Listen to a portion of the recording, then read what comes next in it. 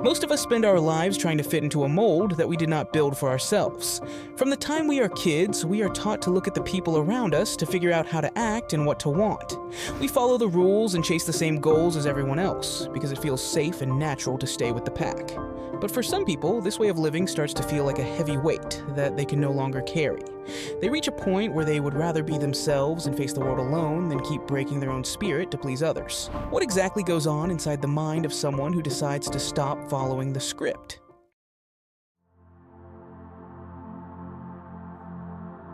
It is very easy to fall into the habit of being a conformist because our society provides us with ready-made templates for how to live.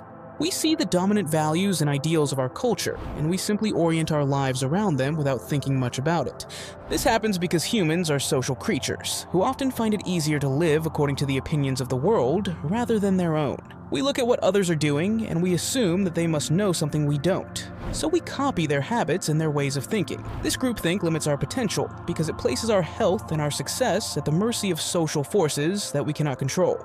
In many ways, our education system and our media keep this cycle going by teaching us to value obedience over taking risks. We are taught from a young age that the best way to get ahead is to follow the trends that the majority has already approved. In our current world, things like being an extrovert or playing it safe are seen as the only right ways to be. Most people never stop to reflect on why they are doing what they are doing. They just keep running with the crowd because it is the path of least resistance. This constant need to stay in line creates a society where everyone looks the same and acts the same, which makes it very hard for a person's true nature to ever come out. We become experts at wearing a mask that was made to fit someone else's face, and we do this just to avoid the discomfort of standing out. This natural pull toward the group makes it very easy to stay in line, but it ignores the heavy price we start to pay for hiding who we really are. Living a life that is not yours comes with a cost that Ralph Waldo Emerson called a destructive tax. This tax is paid in the form of wasted time, wasted energy, and a deep sense of being a fraud. When we try to satisfy the expectations of others, we end up saying things we do not actually believe and doing things that we do not truly value. We spend our money on 100 little things that do not actually matter to us just because we think we need to maintain a certain appearance. This leads to a life full of debt and hollow activities that give us no real power or joy. For many people, this mask of conformity starts to feel very uncomfortable because it never quite fits their inner nature. They might feel like an imposter who is just playing a role in a play they didn't write. In a society that is full of lies from politicians, the media, and big corporations, following the crowd actually leads us in the wrong direction.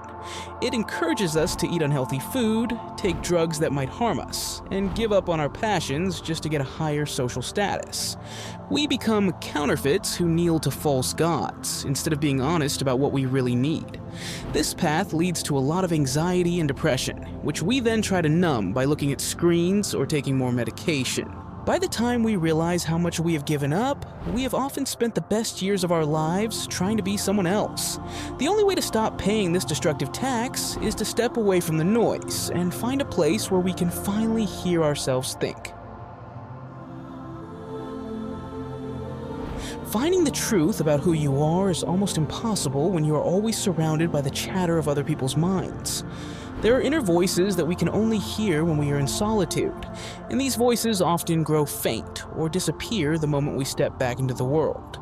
Spending time alone helps us correct the confusion that comes from trying to follow everyone else's directions. It allows us to figure out what our own plot of ground is, the specific talents and strengths that only we can cultivate.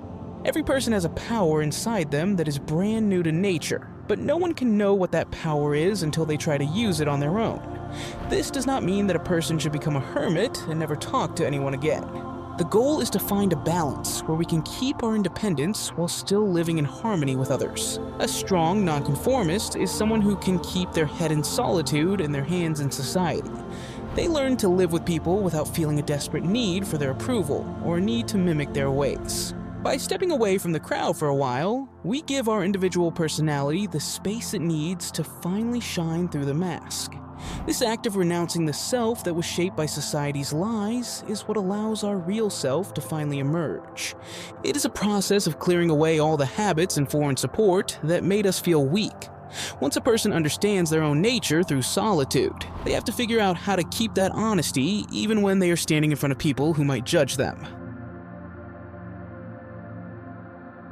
The biggest thing that keeps people from being themselves is the fear of being laughed at or rejected by the group. To be a nonconformist, you have to overcome this fear, or at least learn how to take action while you are still feeling it. It is very easy to live by the world's opinion when you are in the world, and it is easy to live by your own opinion when you are alone. The truly great person is the one who can stay independent and sweet, even when they are right in the middle of a huge crowd. This requires a special kind of strength where you choose to do what concerns you rather than what other people think you should do. You have to be willing to stand under your own banner instead of looking for support from organizations or institutions that might be built on lies. Sometimes the people who treat us with contempt are actually doing us a favor by showing us truths about our character that our friends are too scared to say.